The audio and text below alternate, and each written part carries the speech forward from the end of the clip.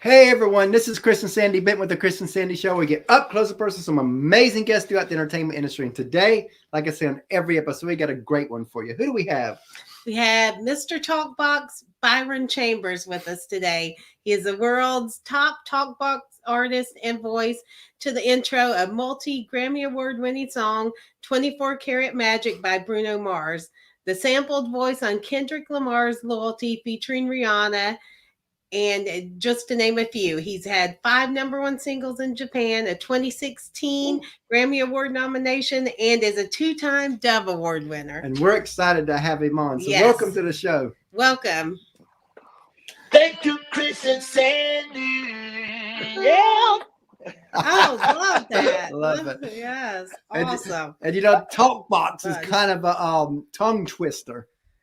Yeah, it is. So if you don't be careful, you can get twisted up saying it. So I always like to start the show out the same way. This last 18 to 20 months been rough for a lot of people. So how have you handled, how has COVID affected you, and how have you handled it through it? Man,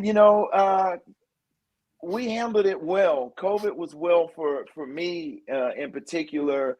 And I'm such an advocate of, kind of teaching musicians, singers, how to set themselves up just in case something like this happens. We didn't see it coming. I didn't see it coming, but my mindset was already that, like, hey, I got to make sure I set myself up. And then 2, I built my career on social media. So I was kind of at home, it's like, I already do this. So it actually worked out for me really well. It was bad for a lot of people, but for me and my family, thank God we were good. We were good. We just stayed home. We just stayed home. We stayed safe and just let, we just let it ride over us. And you kept doing what you do. Exactly. So, and obviously we helped anyone that we could help during that time, because there was a lot of people struggling and there was a lot of people going through a lot. So we just jumped in, and I think that's how things should work. We should be able to help one another. Yeah, that's like we launched this show January of 2020, so a couple months before COVID. And I remember thinking we would build a great foundation, maybe do 100 interviews first year. And then COVID happens. And I'm watching everything get shut down. I'm like, I told Sandy, we can't change COVID, but this could be our silver lining. So we stepped it up and went all in. And because of that, in 2020, we did over 300 interviews that year, and we're over 500 now. That's amazing. I'm telling you, man, it was bad, but it was good for a lot of people. A lot of people started businesses. A lot of people started, realizing the potential that they had, because they had time to sit and actually think, So I am that guy. I'm the same way. I love to, do things and be independent, if you would, and it worked out. So, and I think that it's also taught a lot of artists a new way to combine, where now, as they're starting to have gigs again, you can still do all your face-to-face stuff, but set up all your live streams with it. So now the world can come with you on all of your shows. On everything. Yeah, absolutely. And, we didn't know that we were going to do this, but at the end of 2020, I did a virtual world tour where we toured the entire world virtually. And it was awesome. Wow. We had such a good time. Yeah, it was a wonderful time. I had my band. We had a great setup, and we went to a sound stage, and we performed like it was 1 million people in there. Wow. And we had a blast. And so, and the crowd loved it. So a lot of people would ask, when did you know you wanted to do music? But I like to go deeper than that. When did it click that this could be a career for you? Absolutely. Honestly, it started at a very young age. Like I was telling you earlier, I started at 9 years old, and my mom and dad, they had a gospel group, and and they would rehearse at our apartment. And so I was always fascinated by that and about the music and all of the group members coming over singing.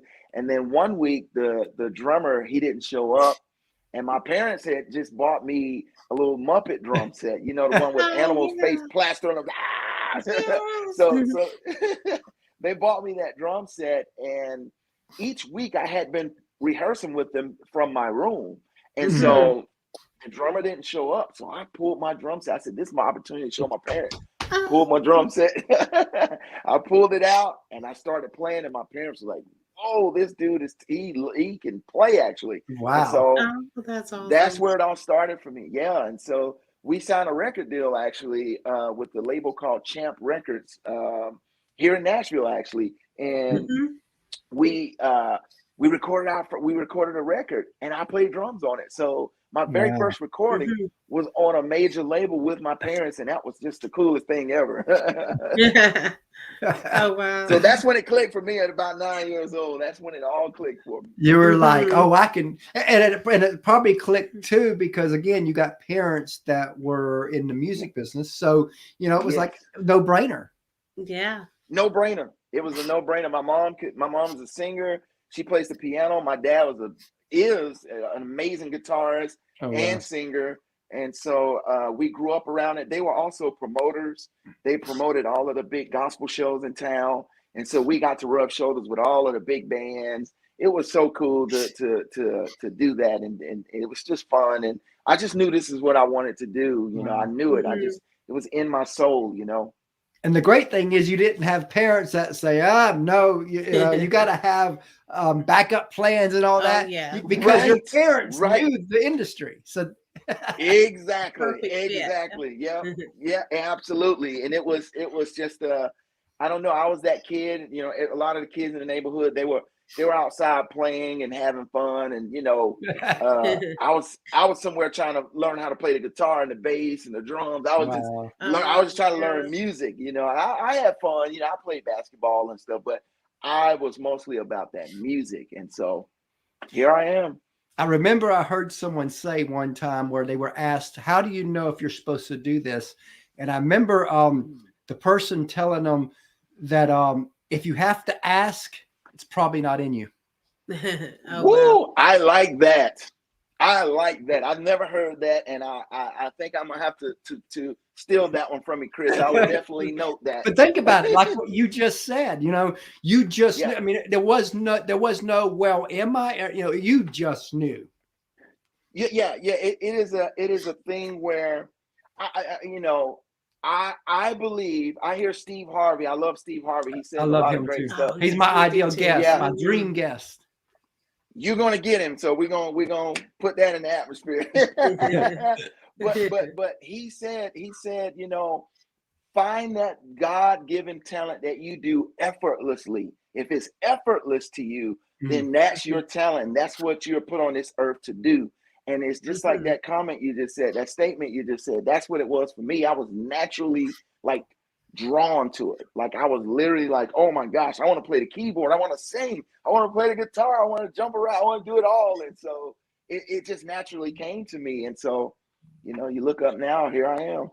Well, what's funny about all this, and like what Steve Harvey said about naturally, you know, we've been married 19 years, and in the 19 years, thanks. And in that 19 years, she would used to get so upset, like we would be in the streets and we'd run into somebody. I'm not talking about friends, just a stranger. And she would know that when I got a couple minutes in a conversation, it's over. We're probably there 30, 40, 50 minutes. And I've done that thousands and thousands of times.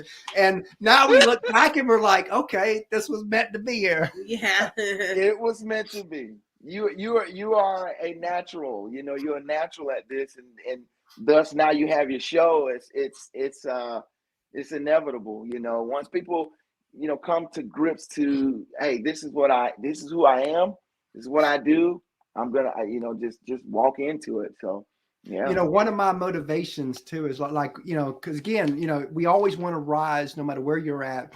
And it's like sometimes you feel like you're never going to get to that next level. So many times when I feel like that, I go and search on YouTube for Steve Harvey's Apollo story. That is the best. That story is the best story ever. And, you know, I relate to it so much. You know, people look at me and they see all my accolades and they see all the things I've accomplished. But what they don't realize is that we have been through a lot, not in a way of, oh, it's just been so bad. Well, but and that's where I want to go to next. I'm glad you're saying that, because, you know, a lot of people, they see the glory in what you do, the glory in what Steve does, the glory in what all the big artists does, but they don't see the grind, the sacrifice, the tears, the struggles it takes to get there. And I always want to talk about that, because I think a lot of times people gloss over this side of it. They talk about the good, maybe a little bit of bad, but they don't talk about the ugly and the grind. And it's ugly, the grind. Right. Well, let's go there a little bit. Tell us a little bit about the sacrifices and struggles you've had to go through to get to where you are today. Yeah, absolutely. You know, the struggles for me, you know, I'm a father. My wife and I, we've been married this year, next month, 21st, 24 years. Wow. Congratulations on that. High school. Thank you. We're high school sweethearts. And you know, in high school, I told my wife, I was like, I'm going to do music. I don't know, like, this is what I'm going to do. And so she was like, I don't care as long as we're together, and like, I'm going to be there. And like, so it was great. Like, she's the perfect person, man. Like, she's amazing. And so, you know, as that started unfolding, you know, we started experiencing turbulence, you know, on this pursuit to whatever this is, you know, this music thing.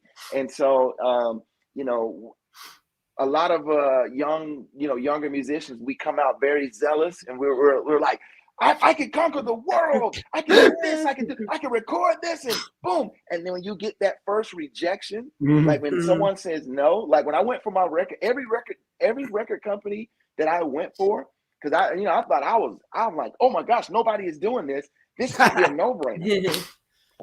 You know, and so all of them told me no. All of them told me no. They were like, nope, no, we don't know what to do with you. Nope.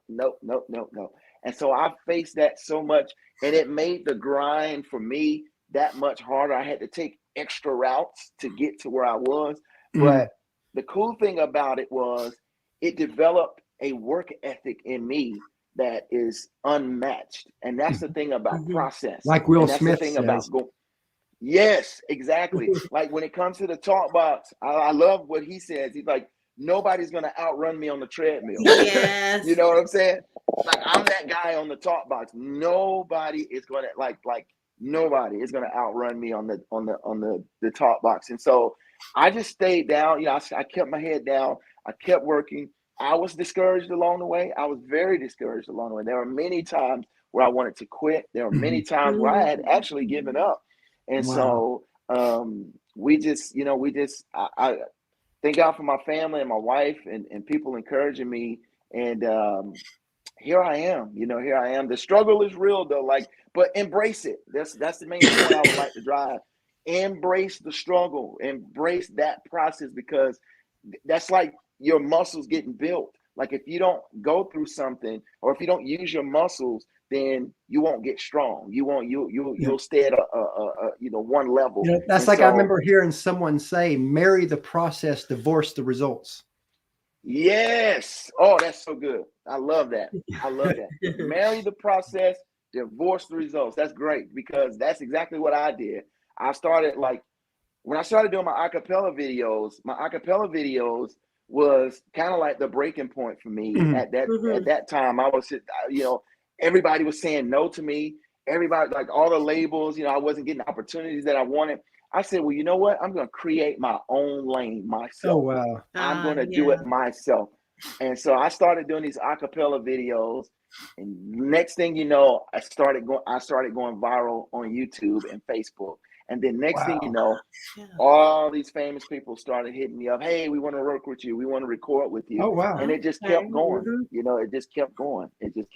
And so that's how it works. And tell us about some of the people you've worked with, because you've got a long list. Yeah. Man, it's too many to name, but I'll name some notable ones that you would know. Toby Mac, Bruno Mars, Kendrick Lamar, You know, I work with people in every genre. Let's say Thomas Rhett in country. You Oh, know, he's wow. a country music yes. artist. Danny Goki. You know him Mhm. from American Idol. Christian Oh, singer. yes. Mhm. I mean, the list goes on. Like the list goes. I literally forget like half of them because it's so many. I've been doing it So do for you sit at night 25 years. sometimes pinch yourself? Yeah. Yes. Yes. I always do that. I look up and I say, if I don't know if y'all you can see this picture right here. This is my first album, my very first solo album as Mr. Talkbox. And Mhm. this is my studio. And I come in this room. I wrote a song on my new album. My daughter wrote it with me, actually. My daughter. I sat in this room one day and I looked at this picture and I looked at Mhm. that guy and I said, hey, man, you did it. Pat yourself on the back. You did it. Look at where you've come from. This is back in 2003. And so Wow. I'm like, Mhm. so I looked at that guy. I'm like, you stood the test of time. You stood through every obstacle. You kept going. You believed in yourself. You believed in God. You believed in the gift that He's giving you. And that's the key to success, man. Like that, you have to believe in yourself. And so Mhm. we wrote Mhm. a song called "Past, Present, Future." Just saying that, like, you know, hey, I'm proud of myself for continuing to like Snoop Dogg said. He says, "I'd like to thank me." And you know, we feel the same way because we, you know, sometimes we'll be sitting because we right now our show don't make money, so we still do Yeah, odd jobs. I Yeah, mean, we we do deliver side food in jobs. the yeah, evenings to stay Yeah. afloat, Mhm. and yeah, sometimes we'll be pulling in yeah. somebody's driveway with food, and I'm like, "Can you believe so and so's coming on our show? Can you?" Yeah, we book guests while we're And we're delivering food. booking guests Yeah. while we're delivering food, Yeah, doing the and hustle See, it's out there.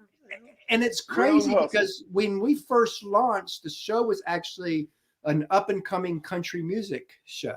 That was where That's the that was the Oh root, roots, wow. yeah. And it and evolved from and there. then it evolved to a music interview show. Yeah, Then it Love also. it. evolved into entertainment show because we bring on I actors love and it. all that now.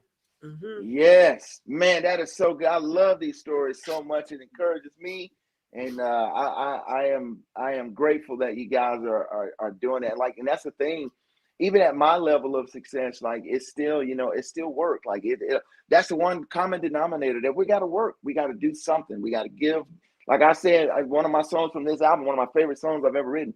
I says, you got to get up, get out, and do something to give God something to work with. God Yeah, cannot Mhm. do Yeah. nothing in your life if you're not doing nothing. Like it's he's not not gonna moving a drop down parked out of the car. sky.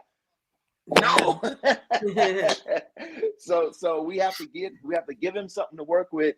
And I just love that about you guys that you know you're doing that. So yeah, Because if you that's don't so move, good. well, again, it's okay that if you start to move and you're not doing the right thing, because you can always when you move, you can always adjust, but you can't adjust until you Right. move. That's right.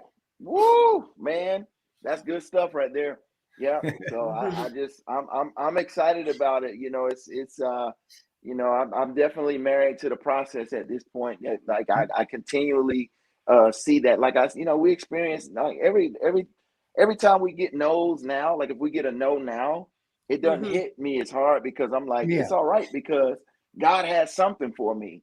You know, He might Yes. have something better for me. You know what I'm Mhm. saying? But Mhm. I'm gonna wake up every day and I'm gonna go do my part. I'm gonna show up. You know, I'm just gonna show up every day and then let the chips fall Yeah, where because they may. I get probably 100 emails a month or more of we'll pass, we'll pass, we'll pass, we'll pass. Mm, Now it's changed from when we first started. It used to be Oh, we'll right. pass. definitely. Now I've noticed the emails say we'll pass for now. Yeah. For So now. so Exactly. so I'm so I'm Exactly. guess so it's so we are starting to see a little shift there, and I'm Yeah. aggressive. Every month if there's someone I Yeah. really want, I'll keep emailing.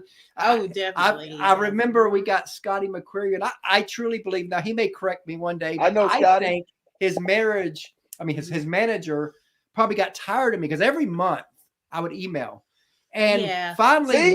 one month his manager emailed back and says, look, even if I could do this right now, we can't give you 45 minutes because, I learned a lesson there. You don't put the time on there just because you never know what they can. Exactly. And he was like, if we could do this, he does short interviews. It'd only be 5 or 10 minutes. Right. Well, I didn't hear 5 minutes. I emailed back and said, we can do 10 minutes. And guess what? We got him for 10 minutes. Exactly. But if I didn't stay on it. Exactly. We were the same way, because people had started doing, my interviews started going like an hour. And I was like, we started my team was like, hey, we gotta, I said, you know what? I like to have these conversations. You know what I'm saying? Yeah. I like having these conversations. So just let it be, like nobody's really that busy. I mean, we're busy, yes. Yeah. But somebody is wanting to talk to you, so take a few minutes and talk to them. And we get it. So sometimes, like an artist is in that media blitz. Yeah, for sure. Like yesterday, I have them. Like yesterday, we had Walker Hayes come on, but he can only do 15 minutes. Yeah, he's doing 15-minute blocks. Promoting his new album coming out today. Exactly. And so I get that. Exactly. So, Yeah. I wasn't going to say no. No. I know that's right. I had real to, damn money. Absolutely. We had to do the exact same thing with my single. I had my recent single. It got to like number 7 on the charts, and we started doing radio, so we had to start doing blocks because it's so hot right now. Wow. And it's like, so my radio team was like, yeah, we got to do these in blocks because you'll be here for 2 days. Oh man. Oh. I love that. Now, as you know, a lot of people, they see you, but they don't see the team behind you. In our opinion, teams never get the love they deserve. No. On our show, they get some love. So take a few moments to tell us about the team that helps you be who you are. Oh my gosh, my team is amazing, and it starts with my wife. She's the CEO of our company. She is just amazing, and I'm so thankful for her. She watches out for me. She covers me, and I appreciate her. And then I got my management. Well, it's really not a management. It's just my friends. I don't even like to put a title on it. It's just my friends that looks out for me. And it's kind of like an unofficial thing, but they handle when I'm touring and when I'm out and they red carpets or whatever. My team is right there with me, and I'm thankful for them, man. It's my brother, my blood brother, my older brother. His name is Gary Chambers. He takes great care of me. Mike Wilkins. I'm just shouting them all out. I appreciate these brothers. Morris Jameson. And Travis Sanford. I got a bunch of strong men around me. Love and my it. wife at the top. So shout out to them, man. They take great care of me, and I hope I do the same for them. Speaking of teams, we have a third co-host, our 10-year-old. Yes, we do. Yeah, that we bring on and ask a few questions. So Sandy's gonna go get him. Yeah, Christopher. Go ahead and get him. Awesome. And we've got an almost 3-year-old that when she gets older, she'll be plugged into the show because we are a family affair show. I love it. You guys are you're showing them, because you know what? By the time they get a little older, this is what it's gonna be. It's gonna be this. This is gonna be the main. This is the main stage. We're already into this thing. This COVID has really changed the trajectory of everything into entertainment. Even the acting side. A lot of actors we've had on the show said that now they do a lot of the auditions through video. Yeah. I'm telling you, it is. You guys had what's his name? David A.R. Yeah, White. David A.R. White. Yeah, he was awesome. I like him. I want to work with him one day. Wow. Yeah, he was really cool. Him. Yeah. My wife sent that interview to me, and I looked at a little bit of it, and I said, I like that. I like him a lot. He's I watched his movies too. I've seen a lot of his movies. Food. Hey. Hi, Byron. So, what's your favorite food? My favorite food is spaghetti. Is that cool? Yes. That's pretty cool. Yeah. What's yours? Mine's pizza. Pizza. Wow. That's cool. Yes. Yeah, he could eat pizza all day long. Oh yeah. Hey, I feel you. I love pizza too. Huh. Next. All right. So, what's your TV show?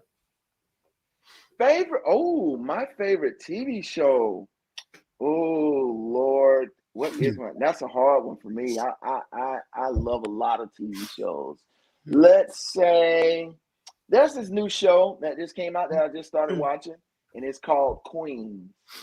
So I'm into this Queens with all of the hip hop ladies that's rapping and whatever. So my wife and I, we're all into it. It's talking about the struggle. Because the struggle is What's what yours? makes you. That's right. What's your favorite TV show? Mine is SpongeBob. Ooh, yeah, SpongeBob SquarePants.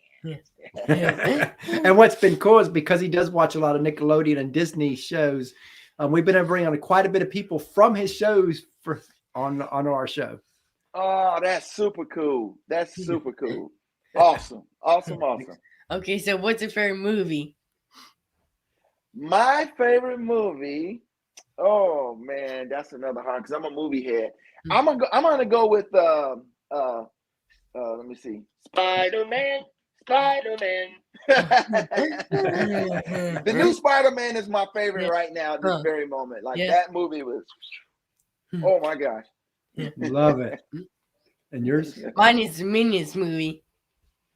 What? Oh, the Minions? Oh, Yes.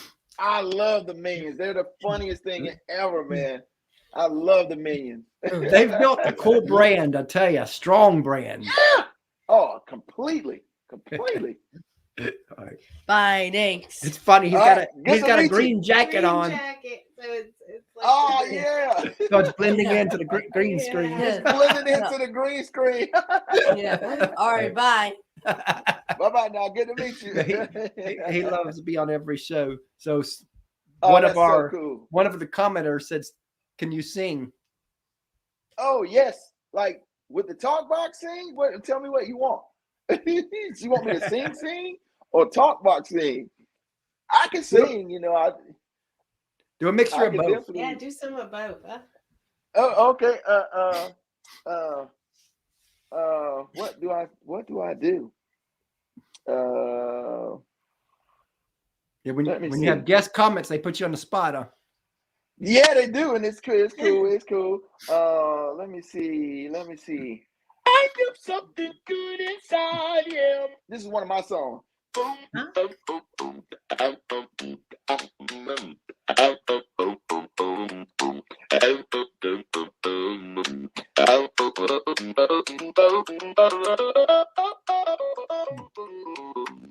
That's that. Something good. Love it. it. Awesome. That was great. Yeah. Singing wise, I don't know what to sing. What do I sing? I sing gospel music too. So let me do He'll bring you through when you don't know what to do. He'll bring you through. Trust and believe he's there for you. He'll bring you through. There you go. Love it. Love it. Awesome. So if you could co-write with any artist, dead or alive, who would it be? Michael Jackson. Oh, yes. King of Pop. Michael, the king of pop, man. Nobody better. Yes. No. It's Michael Jackson is Would love to have been a fly on the wall when he's working. Oh, yes. Oh my goodness. You guys have to see this post that I posted this a while ago and it went viral. And I posted this thing where this guy broke down Thriller, like the way he did all of the harmony stacks in Thriller. And it's quite fascinating. You should check it out. It's pretty fascinating. Yeah. So now this question probably has 1,000 answers, but just think of the first thing that pops in your head. But what's a song you've heard that you wish you wrote? Oh, I wish I wrote Living on a Prayer. Oh, I love that song. Yeah. That's one of my favorites. If I like Mm-hmm. Oh, leaning on a man. That song, forget about it. What is it?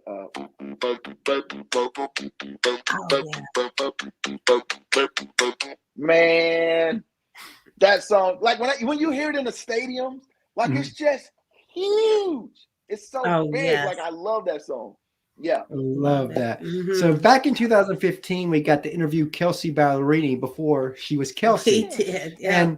And one of the questions I asked her was where she want to be in 5 years. And I always like to tell this story before I ask the guest that same question, because the answer she gave us back then is almost to the T of what she's living now. I mean, she knew where she was going. Oh, yes. Knowing that, where do you want to be in 5 years? In 5 years, I would love to be on TV, doing some acting, movie, movie stuff, composing some commercials, music for commercials, obviously movies too, and touring again, like solid touring, like playing arenas touring. Like I really want to do that, and I want to get some more Grammys. Yes. So what's that like being nominated for a Grammy?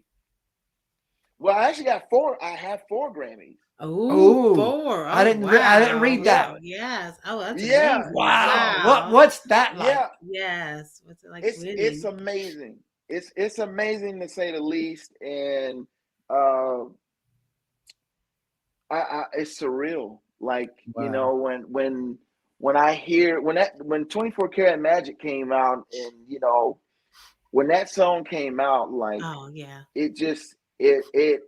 so it released in 2016. Okay.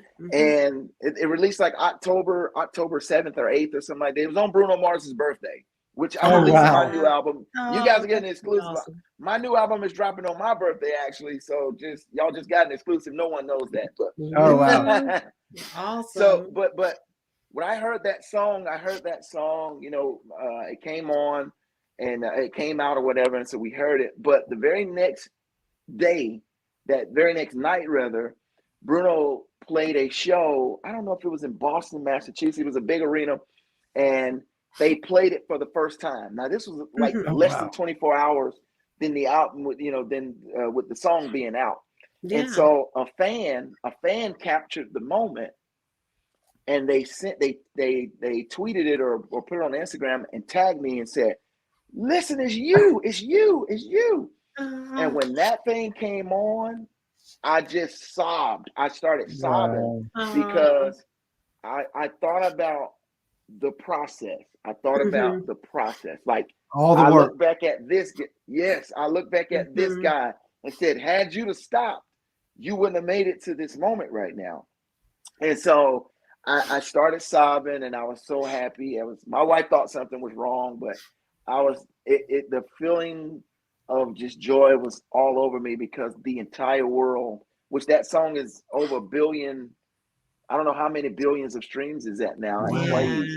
That's a huge song. Like the entire world has heard my sound and has heard me. Wow.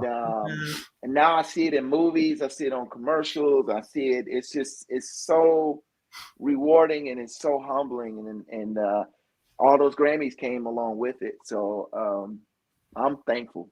Now you keep pointing back to your other self. I want to go the other way. Let's look 15 years down the road, and you're a success on a grand scale. Whatever that looks like for you, you're there. Yes. If the person you are today could meet him, your future successful self, what would you want to remind him? I would want to remind him to remember the principles that got you here. Stay humble. Stay ready, because I'm always ready. Like I'm always ready to, like, if my phone rings, if I get that email, I'm ready. Like I'm always, and I would tell him, because sometimes success, I've reached a level of success where you could say, all right, I can get comfortable. I can get comfortable and I'm good, and it's like, no, stay ready. And this thing could keep going forever, you know, until you retire. And so I would tell that 15 years from now, you know, just stay hungry, stay teachable, because when you stop learning, you stop growing. So Yes. that's what I would say. And stay in love with your wife. Yes, that's good. Don't lose your wife. Yeah, because you know, when you watch a lot of celebrity breakups, it's almost like, okay, the wife was with them through the struggle, and now they're going to cash them in for someone younger. Yeah, crazy, man. And someone who wouldn't have been there. Yeah, right. They wouldn't have been there. They wouldn't have been there the whole time. Exactly. And she deserves the success as much as I do, because she had to raise our kid. My wife, like, I toured with NSYNC. I was with NSYNC for about 2 years. I toured with them, which that is this plaque right here, and that's this plaque. I toured with them as their keyboardist for 2 years. It's the biggest pop band of the millennial. And we didn't know what we were signing up for. My son was just born, which he was an infant back. This is back in 99. And I got the call to go on tour. Look up, I'm going 3-4 months out of the year without coming home. And this was before FaceTime and all of that stuff. So you had to get calling cards. And, hey, how you doing? I miss you. And if they saw me, they would see me on TV, because we did a lot of TV stuff back then. And so, that was tough. And so back when things were expensive too. Exactly. Because we started out as a long distance relationship. Because we met online. Oh, wow. In 02. Wow. Man, those calling cards and my cell phone bill was $3,000 at one point. Wow. Whoa. So, it's crazy. That's crazy. Yeah, that's crazy. So yeah, man. So what are some sources of inspiration for you? Great question. And I'm very blatant about this, and I'm not ashamed. And my source of inspiration is the Holy Bible, God's word. That the Bible like, what people don't realize, everything that we go through is literally in the Bible. It has happened in the Bible. Like and what I try to tell people, like, people approach it like it's a book of rules, or it's not that. It's literally a book of freedom. Yeah. Exactly. So I go to the word, prayer, and my relationship with Christ. That's been my center focus of everything. It's the foundation of everything that I do. Everything I've told you today has been rooted in me having a relationship with God. When I was going through my problems, I was going through the process, I would always run to God to help me to get through it. And I'll note this story to you guys. I did a TED Talk, and I told this story on my TED Talk. And that story was, I went through a gripping depression back in 2018. And most people that really knows me, they know me. They're like, you? What? You're like most happiest person on the planet. And so I said, yep, it was me. I went through it. And I was so angry at God. I was so mad at him one day. Like, I was like, I wasn't eating. I wasn't sleeping. I wasn't doing nothing. I was so just like, I was just like a zombie. And so I grabbed my Bible. I shook it up and I said, if you don't tell me something right now, I'm done with you. I'm done. And I slammed the Bible on the ground. I cannot make this up. Slammed the Bible on the ground, and it opened up. I'm not kidding you, to 1 Peter verse 12 all the way through like 28. And the whole gist of it was, you're not suffering because you are a robber. You're not suffering because you are a thief or a thief or a sexual immorality guy, whatever. Like he said, that's not why you're suffering. You're suffering, you're partaking in the sufferings of Christ. You're going through the process the pruning went through. Yes, I was going through the pruning. He was getting me ready for the success that was to come. And I didn't see it at the time, but when I saw that scripture, it was so freeing to me. And I was like, all right, Lord, forgive me, but I was mad. I've got a story like that. Or, I went through 19 years of addictions, and I've been sober 14 years. But I remember December 26th. Thank you. I remember December 26, 2007. I wake up. I got drunk for the first time on Christmas Day. Never happened. And I'm destroying this marriage. I'm in my second marriage. I destroyed the first marriage because of addictions. So I wake up. I remember pleading with God, okay, this is it. I can't do this no more. I was like, and I can't, I feel like I couldn't do the AA and celebrate recovery and all that. I can't, I'm not a day-to-day. Yeah. So I was like, please either take the desire from me away or take my life. One of the two's got to give. One of the two. One of them got to give. And I remember feeling a nudge, and I'll never forget this, where I felt like he was saying, give him 30 days. Now I'm sitting there like, okay, am I going, you're God. Why you need, first off, I was like, why you need 30? Second off, I'm like, okay, I'm going crazy now. I think the enemy may be attacking my mind here. But what I didn't know then that I know now is every miracle in the Bible was preceded by some form of obedience. My obedience was those 30 days. Stay sober in that. If I would stay sober in that time, he would heal me the rest of my life. And man, you have 14 years, zero desire. Wow, that's so good, man. That's so good. Sandy, how did you Sandy? So you're here. You were with. I'm not now. I'm interviewing you guys. How did you feel about that? Like we have a marriage ministry that we're launching, so we're all into this stuff. So how did you deal with that? How did that affect you in that time, and how did you respond? Oh, it was some really tough, dark days during the time period of his addictions. Yeah. At first, when we first got married, I didn't even know he drank or anything like that. It didn't really appear until his mom passed away 6 months after we got married. That brought it back to the surface. Because we were married 5 years before I got sober. So she went through about 5 and I always tell a lot of people, when we're telling our story, of our marriage addiction story, a lot of people would say, because she was my cheerleader, she never nagged me, never put me down, none of that. And sometimes people say, oh, she allowed you to walk over her those early years. Like, no, she didn't. She allowed me to experience God's pure love through her. Exactly. That's so good. Definitely had some rough times, and I just turned to God. At some nights I would go in the bathroom by myself, cry, plead out to God, and he was always right there. He was like, I'm going to get you through this. I didn't know how at the time, but I'm going to get you so the to day the I told her this. that God's healing me and I'm no longer drinking, she, even though she was like, oh yes, I was like, oh, that's great, that's awesome. She didn't believe me though. No, I'd heard it 100 times before. I was like, we'll see. In my mind, I was like, we'll see. But she didn't say that. I didn't say it. She's like, you know what? What if? I was like, I'm all in. Exactly. I support you 100%.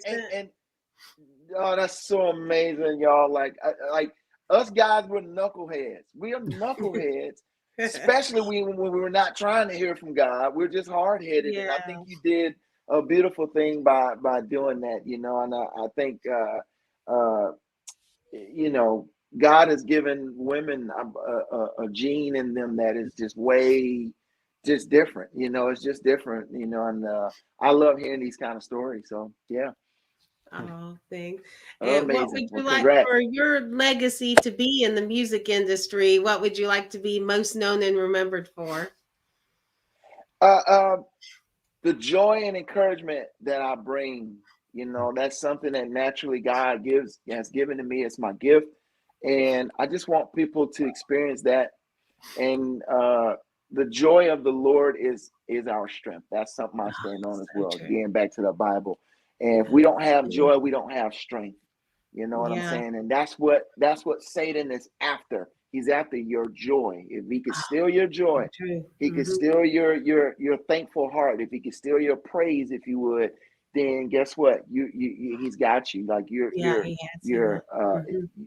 So I want people to remember that. I want them to feel love I want them to feel pure, purity. Yeah, man. I want them to know that. And that's the crazy part about all this. It took only God could arrange this, because first off, we met online February of 02. Yeah, 02. So 2 is our number. Yeah, and so February 4th.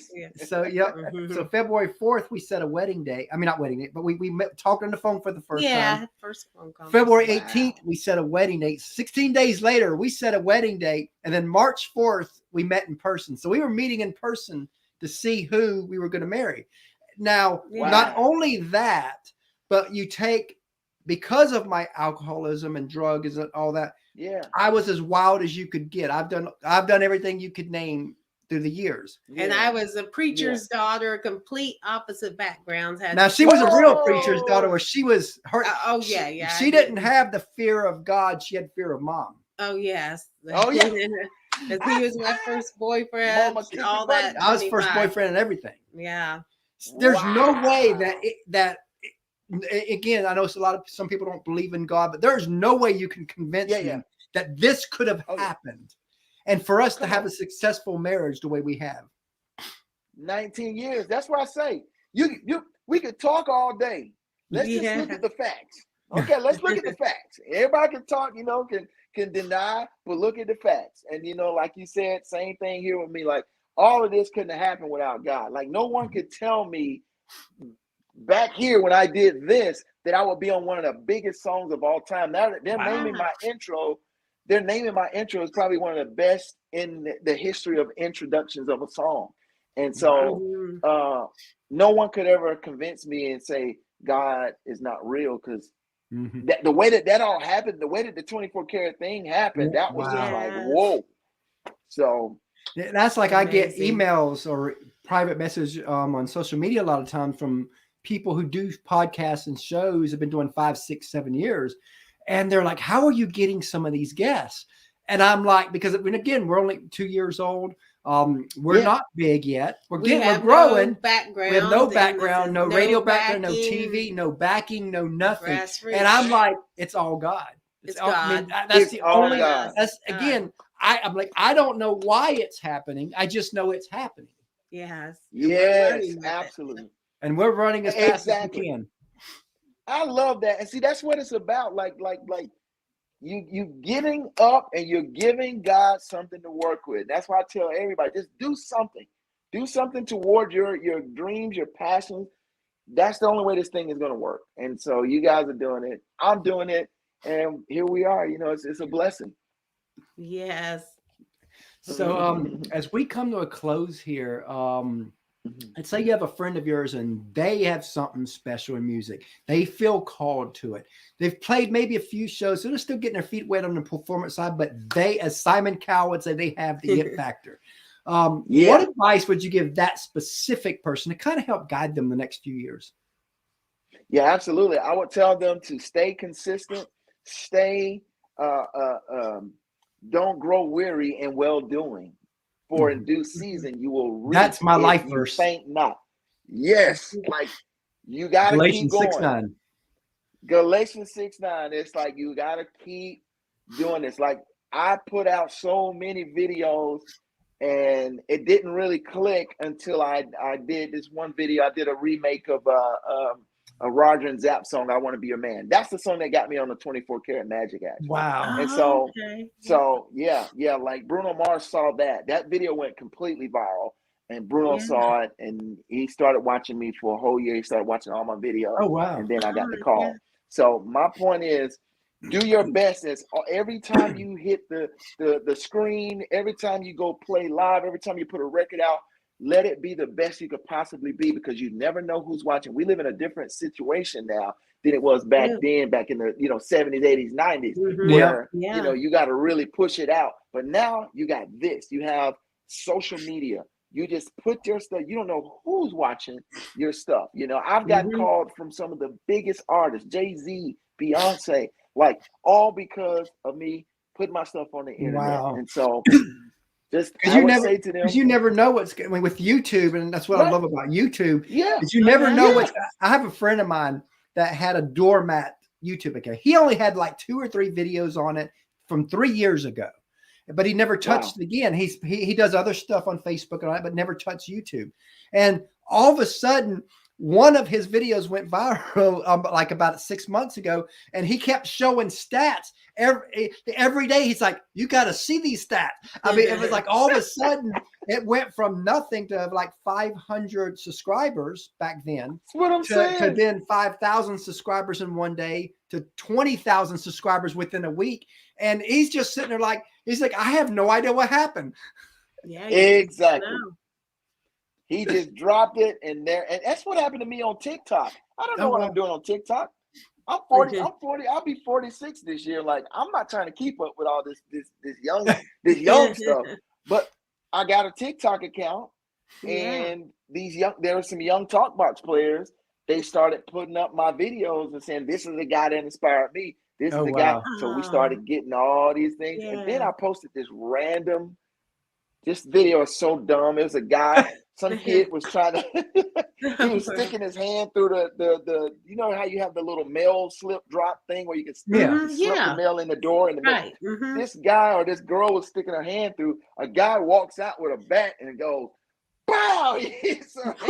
So this video is at 48 million views right now. Wow. I'm at over 167,000 followers on TikTok. Now I'm an influencer. I'm getting paid. It's amazing. You just never know. You never know. Yeah, I remember Gary V making a statement one time because you got a lot of people that's our generation that's around 50 and older that they're like, oh, these young people are lazy and all that because of all the videos they do. And I remember Gary V making a statement. I love what he said. He says, look, if TikTok, YouTube, and all that, if this option was available to you back in the 70s and 80s, you would have done it too. Oh, you would have done it too. These kids are now making millions of dollars at 15 and 20 years old. The number one YouTube earner, I think either last year or the year before that, one of the last 2 years was a 9-year-old. The number one. So, I mean, that's crazy. It's no excuse. That's why I say it's a new world. Get up. It's a new world. That's why I say get up, do something, get out here, try it, go for it. You will strike gold. You just got to keep going, put out quality content, consistency, and you'll be good. And consistency. That's right. That's what the problem with most people is. You know, it's like this. You're on this mountain and you got this big boulder, and you're pushing it, and it's heavy.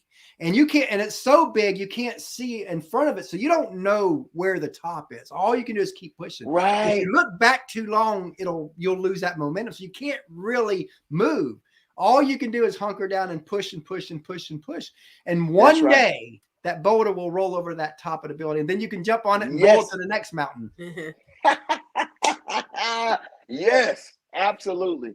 Absolutely. And that's how I think it works. I really believe that if you just don't give up, so many people give up right before the breakthrough, but it's called breakthrough for a reason, because you're about to break before the through. You're about to break. Woo! I call it the birthing chamber. Like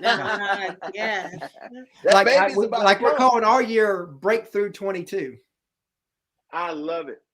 Hey, and you said 2 is y'all's number, and this is something I think you guys will love.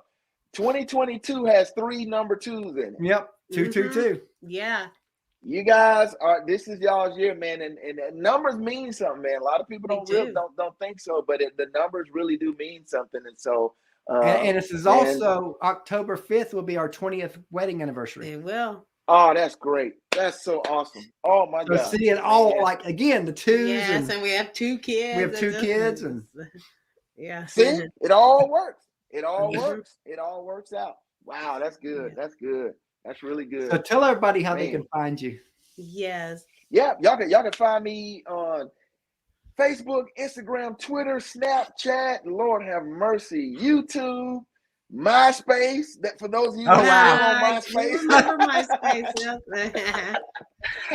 Everything Mr. Talkbox, and even on TikTok it's Mr. Talkbox official. So you guys check me out on all of those platforms. I'm always on there, giving some cool music, dropping some cool funky Talkbox drops, and got new music coming.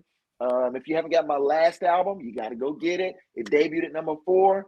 We got everybody on that album. T-Pain, Avery Sunshine, PJ Morton, Andy Mineo, Mono Neon. We got this a star-studded record. It's called Playlist. You got to go check it out. I got my kids on there, Blue Byron and Bryon. My mom is on there. My mom is on there. Shirley Murdoch from Zapp and Roger. If you don't know Zapp and Roger Chapman is the guy that inspired me to do what I'm doing today. And you got to go check it out. It's just power packed, man. So yeah, there you go. You know, we really enjoyed having you on the show today, and we definitely look forward to having you back. Yes. I would love it. I would love to come back. Thank you all for having me. It was our pleasure. This was fun. Thanks for your time today.